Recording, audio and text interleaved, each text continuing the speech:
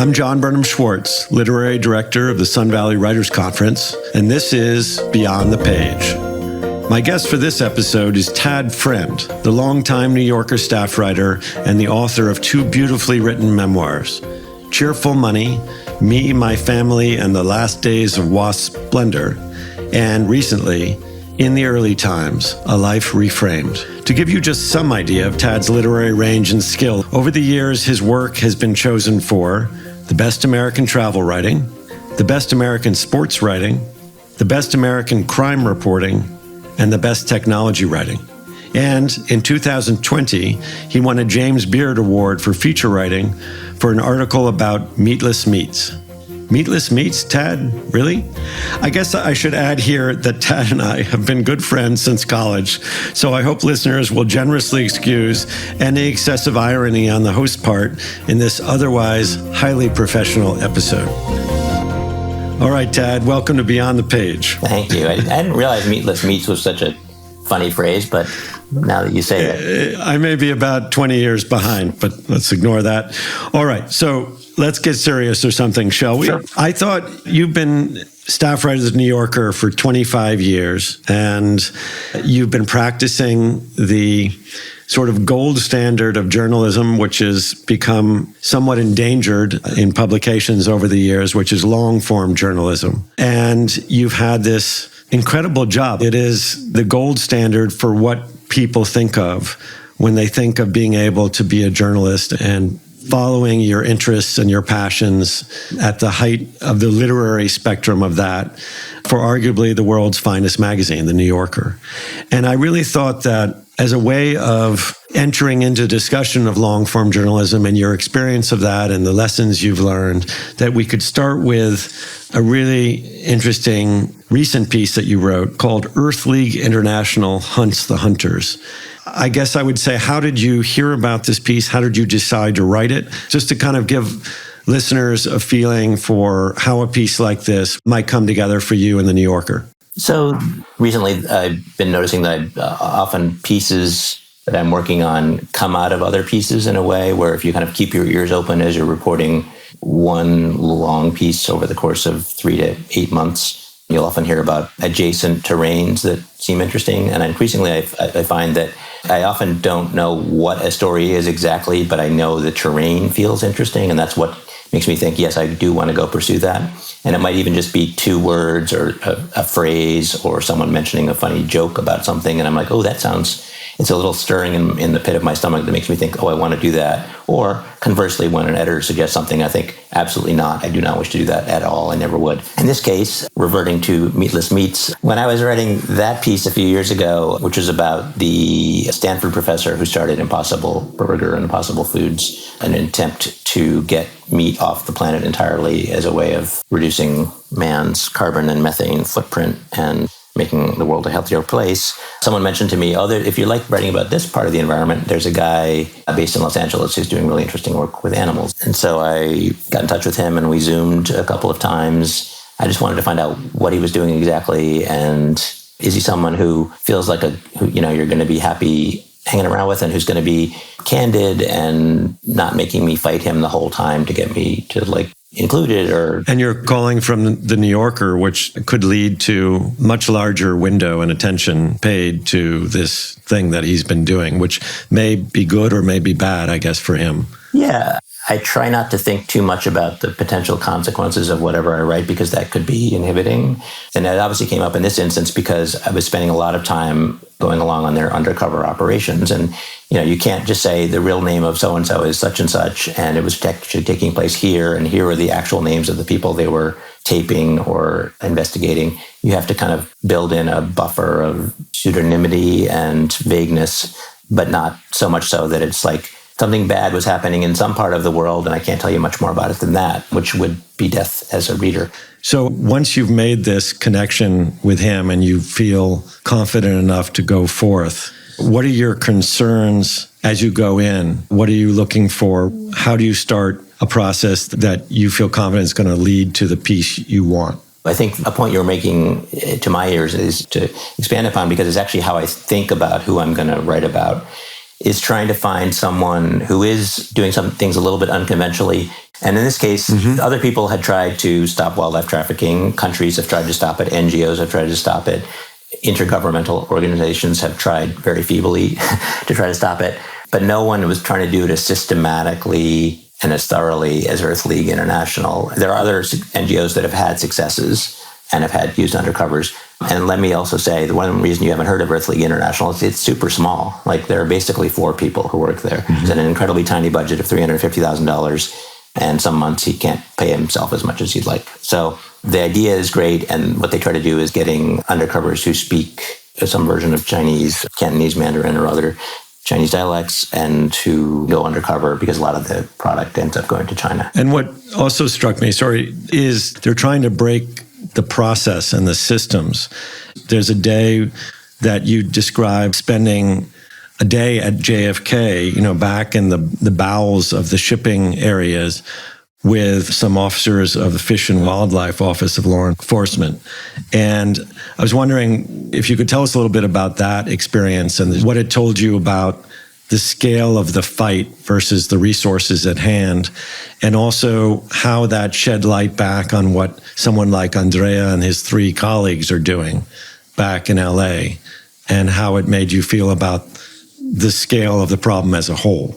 Yeah, well, the U.S., pulling back sort of a little higher view for just one moment, a lot of the products that you mentioned that Earth League International is trying to stop the shipment of, or they end up going to Vietnam or China. Some of them, like Vietnam and China, gets a lot of elephant and ivory and rhino horn and pangolin scales and things of that nature, jaguar teeth and tiger teeth, some of it for traditional Asian medicine. Then in Europe, you're seeing a lot of birds, songbirds, birds and lizards, amphibians, newts, and sort of more curiosities for animal lovers that are often alive, not dead. And then in the US, you're getting a lot of things that come in that are caiman skin boots or roseate spoonbill salad tongs. Weird, sort of, that fall into the general category of weird shit, but is illegal. What I discovered, though, to get back to your question, was that the enforcement budget of Fish and Wildlife is $95 million a year, but they felt incredibly undermanned. The guy said to me, I don't think it ended up in the piece, but he was saying, the first time we catch you doing something, we warn you. The second time, we send you a letter of warning. The third time, we might warn you about a civil penalty. The fourth time, we might try a civil penalty. And the fifth time we catch you, we might try to prosecute you if you have enough evidence. And I was like, wow, that's an incredible amount of leeway, because it's not until the fifth time that you even have to really worry about the fact that you're sending in radiated tortoises or sending them out. Then it's not much of a disincentive to do it. And there were 3 people on duty that day to cover the more than 100,000 passengers, the tons and tons of mail and cargo coming in and out of JFK. And it's just they were sort of basically just occasionally, wanly dipping a net into a mighty river and hoping they caught something. Sounds very depressing. That is very depressing. And that's the big U.S. agencies charged with stopping the flow of traffic. There are other agencies that are also like FBI and Homeland Security that are also charged with it and that have bigger budgets. But this is the one that's, if you think of who would it be would be Fish and Wildlife. And they are saying, we really can't do the job that we're supposed to do. So where would they be without the ELIs, the Andrea Crostas of the world? You go back to LA and you see these guys, there are only 4 of them, but they are obsessively living and breathing these plans to interfere with these networks all over the world on the ground. Yeah, I spoke with someone, the lead agent at Homeland Security who works with Earth League, said that they just don't have access to these particular networks. And so they really do rely on them heavily, at the same time as Earth League is keenly aware that in the great scale of harms that threaten the U.S., Homeland Security is probably least worried about wildlife trafficking. It's very low on its list. The only way they can interest Homeland Security in going after the guys they've identified is by showing that these guys are also smuggling people, money laundering, sending in fentanyl precursors, all those things. If they're also doing that, which they usually are, then they can interest Homeland Security or the FBI in going after them. Mm-hmm. And China, you very clearly paint the picture. It's something like 5 or 6 times larger, it seems. Vietnam would be the second of any other country in terms of how it is funding and resourcing trafficking. It's like a vacuum sucking up the world's natural resources. So does that give it a larger footprint in a way in terms of its problems? Or is it because China, we have so many other issues with China, it makes it something that we're even less inclined to get in the way of? Both. From a national security standpoint, it's hugely on the radar of the U.S. and therefore useful for strategic purposes if you can, it may be a bargaining chip for other things. So therefore back off of Taiwan, or therefore please, try not to steal quite as many of our secrets from Silicon Valley. A number of NGOs that have offices in China, I spoke with them and they all said, one guy said to me, when we went to China, we would show the Chinese officials, here are the statistics. You guys are by far the leading malefactor in the world in terms of wildlife trafficking. And he said then they would get nowhere. They would just get that end of meeting, basically. Thank you, great meeting. That was it. Whereas if they said, you are one of the leading malefactors, then the meeting could continue and they might profitably get somewhere. So it was learning how to sort of speak to local sensitivities, not just point the finger, but actually say, how can we help versus you guys are bad.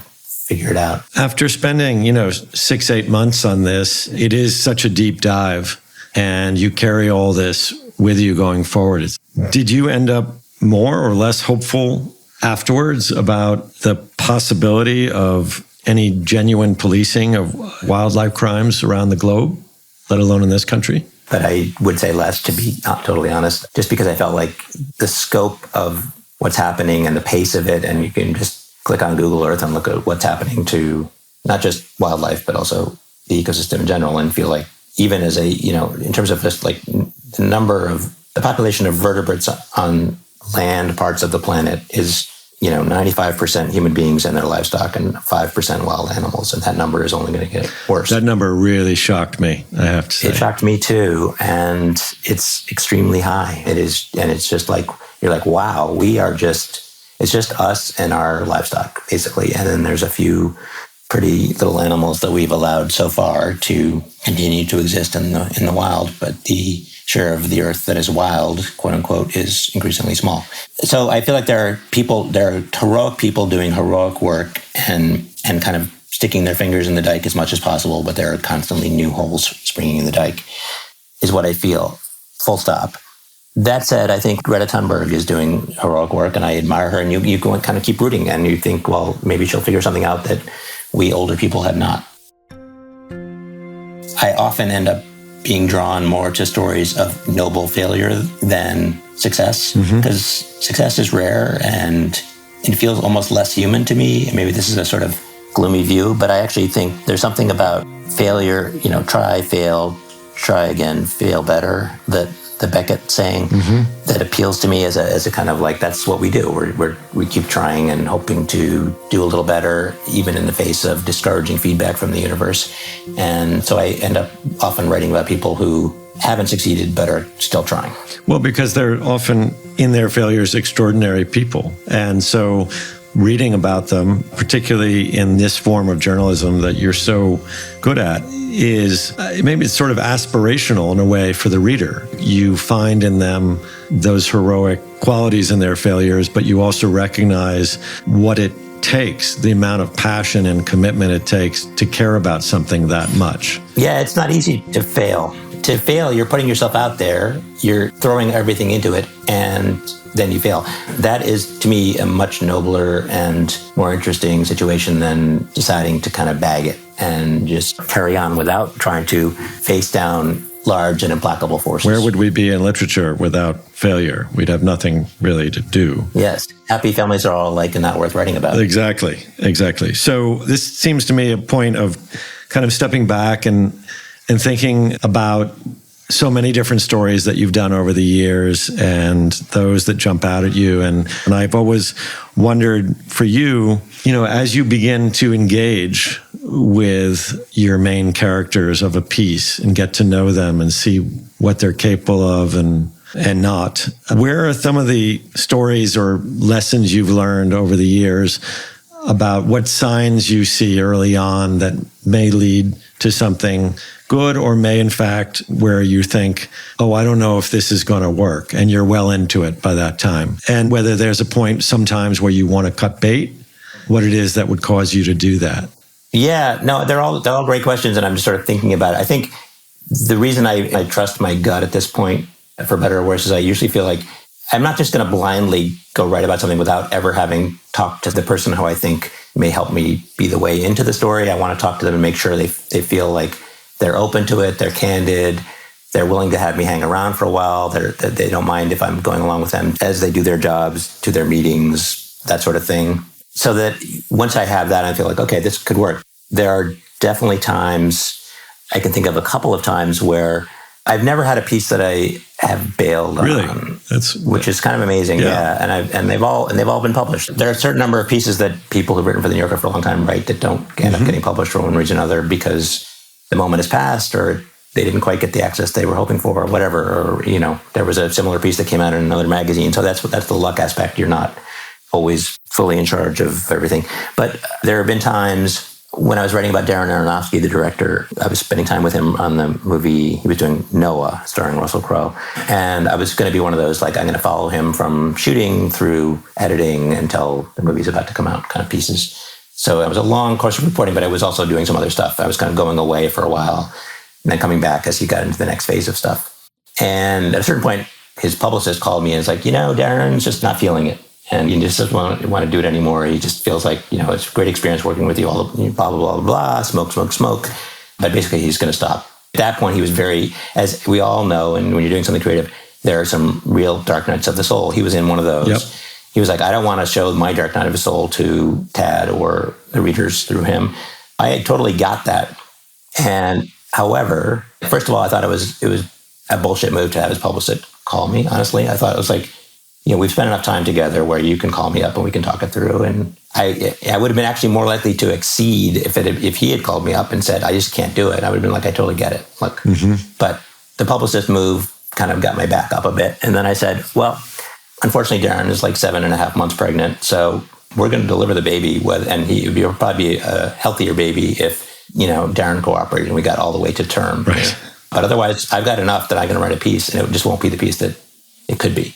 So it's up to him, of course, whether he wants. And then we went for a walk and chatted, and he actually very graciously apologized for, I think he said, I was sorry I was such a dick or some such verbiage, and we carried it on. And of course, I didn't mention any of that in the piece. Let me ask you, do you think that helped the piece in a weird way? I think there was part of him that was just like, all right, God damn it, I'll do this thing a little bit. And then there was also, I think there's any time that you have a really candid conversation that's not an easy conversation, it's good. And I told him we're not going to have any of these back and forth about the fact that you're of two minds about continuing. It will not be in the piece. I'm just want, the piece to be about the work here. I think he appreciated the fact that I stuck to that. I never like getting mad in life. It feels like a defeat usually to me, but I often find that when I get mad, I get pretty mad, perhaps as a result of not liking to get mad. But not in that, Yeah, like when I feel like I'm right and I'm mad, I think I can channel that into a contained fury that is effective. And so I had another instance where I was writing about Masterclass a couple of years ago, and it was a piece written during COVID. So unfortunately, it was all reported over Zoom, which I do not recommend to anyone, and I would never do again.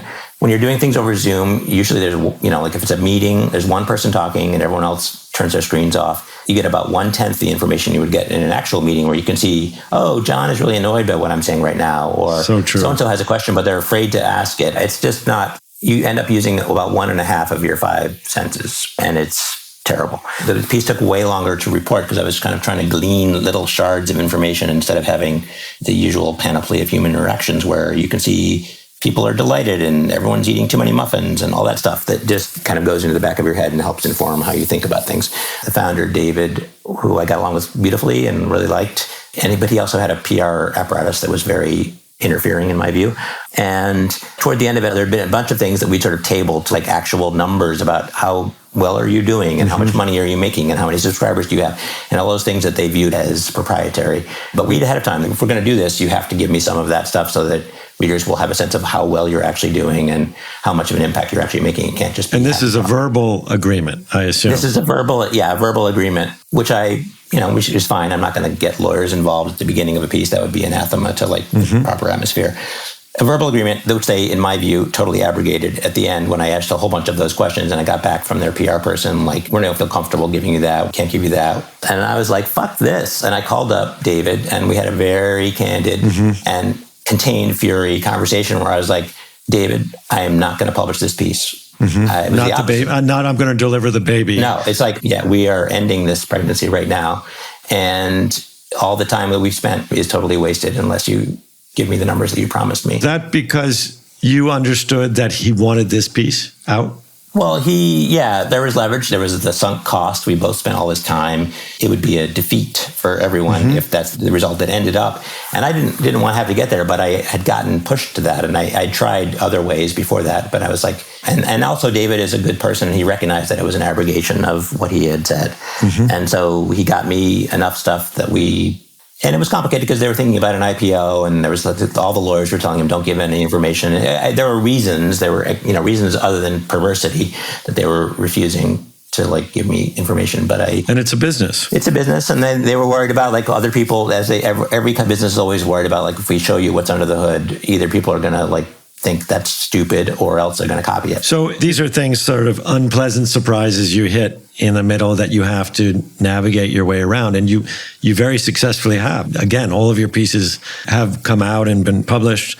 I imagine there are also sometimes you get surprised on the upside in some really unusual way where somebody reveals something or opens up in a way, or there's some turn of a relationship or event that you didn't see coming. I used to think about it as a hinge moment. Yes.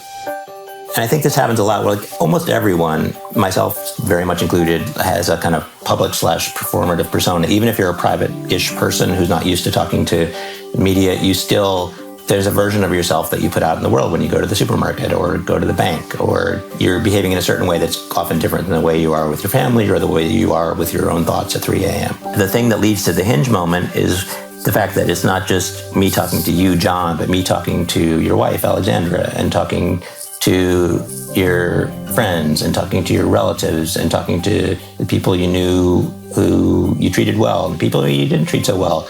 Then coming back to you, and not in an accusatory or confrontational way, but just simply saying, well, so-and-so told me this. Does that ring a bell? And then at a certain point, all those things lead to people realizing, not usually consciously, but unconsciously realizing the version that I put out there is not really the full story. And if you know X about me, but you've heard that's only the partial truth, you should really understand Y and Z as well. Let me tell you those things. To make sense of X. The reason that I burned down the school, right, admittedly, ill-advisedly in 9th grade was because, and then, you begin to get more of the actual 3 a.m. version of people. And it usually is not necessarily an aha, eureka, epiphanic moment. It's more of a gradual process where there's usually one conversation where you start to feel okay, now I'm getting the actual goods. Yeah. I'm not just getting the talking points, or I'm not just getting the way you like to think of yourself, or the way you would like people to think of yourself. I think people appreciate their own complexity. I'm thinking one of your earliest pieces for The New Yorker, I think it was 1999, and it immediately jumped to us because it's set in Sun Valley, where the Writers' Conference is, of course. And remember Gold Diggers, that piece? You want to just recount in a sentence or two what that was about? I think it just shows the just bizarre nature of humans. Oh, thanks, John. Well, it was about two guys who were grading Jan Wenner's driveway in Sun Valley. Jan Wenner was the founder of Rolling Stone. And they were grading his driveway. They found a jar full of gold coins that someone had buried there years ago, obviously. And they decided, of course, to keep it and split the proceeds and not tell Jan Wenner. And then, in the time-honored manner of thieves falling out, they fell out, and then they each were trying various elaborate schemes to get the gold all for themselves. And long story short, Jan Wenner ended up with the gold. The only person who didn't actually need the gold. There you have the American story writ large. One last question as we wrap up. You've now written 2 wonderful memoirs, almost 15 years apart. The first is about your family, but also very much about your mother. And the most recent one is about, hitting middle age and various things, but it's very much about your father as well. And I wonder how you feel that writing those longer form pieces, books, about yourself, where you are, to a large extent, scrutinizing yourself, observing yourself, listening and reporting on yourself, in a way that you have done with others, more deeply even, and perhaps more ruthlessly or more objectively. If that has changed how you feel you might go about or want to go about your reporting work, your journalism going forward, and the subjects that attract you? I think it has, inevitably, and I'm not quite sure how. And I think the lesson I learned or tried to stick to in both those books was being harder on myself than on anyone else I was writing about in my family, or if not harder, then at least as hard and hopefully harder. So I wasn't just seeming to like spray my machine gun at my parents for problems that were at my age, my own, and not theirs. The way that I think it may have had an effect on my work is I feel like this kind of the opposite of that, or the corollary of that in dealing with other people is I think when I was younger, I was a little spikier and a little more like, oh, here's a funny thing I can say about this person, and a little more kept everyone at a distance in my life, which I realized in the course of reporting this for my own psychological reasons of not wanting people to see ways in which I felt damaged or incomplete or unlovable. And so writing was a tool for keeping people at a distance. I would be like, I can show them, I can spend all this time writing this thing that feels hard to take issue with, or that feels like the best version of myself because it's got good grammar and it's got semicolons. And I've observed them so clinically. Yes, and I'm keeping myself out of it. But I am presenting this thing that is like a temple. It's just there, and you don't think much about who made the temple. You're just admiring the temple. And I think increasingly I feel more that I'm trusting my own instincts about people and trying to explain why I sometimes feel X about so-and-so, what it is about them that makes me feel that. Even if they're being annoying, I kind of am smiling. That complicated reaction we have to people sometimes will try to explain that rather than simply saying he was 57 years old and had salty gray hair and a kind of half smile. I try to get at the kind of emotional truth of people, and also to be harder on myself as the writer than I am on the subject. If I'm getting annoyed, maybe that's me, maybe that's not them. Maybe I'm just feeling frustrated that I don't understand them yet, and that's not their fault. Instead of being like, they're inscrutable, I think I would kind of branch off in another direction rather than trying to pursue that. And why is that? And what is that about? And that may be the real story here rather than the fact that they made X billion dollars last year and the 3 movies were hits. Well, it allows for layers of meaning and about the journey of the piece as well, how you're getting the information, what you're seeing. And, as the world grows more complex, it seems not only fitting, but necessary almost to have that. And it's something you only get by doing the work over many years and sort of observing oneself as you go through it. Listen, imagine if there were no New Yorker or The Atlantic. There are very few. And I certainly feel grateful as a reader for that. I feel grateful for your work. Personally, I feel grateful for your friendship. But I look forward to seeing what you're going to do going forward and what interests you and what you feel you need to do to bring to the public eye. So can't thank you enough for joining me. Totally enjoyed it, John, and I'll be back. All right, man. Thanks. Thanks for listening to Beyond the Page. If you enjoyed this episode and you'd like to help support the podcast, please share it with others, post about it on social media, or leave a rating or review. A good one, we hope. To catch all the latest from the Sun Valley Writers Conference, be sure to subscribe wherever you listen to podcasts. And if you'd like to listen to any of our other talks, you can find them at SVWC.com. I'm John Burnham Schwartz. Until next time.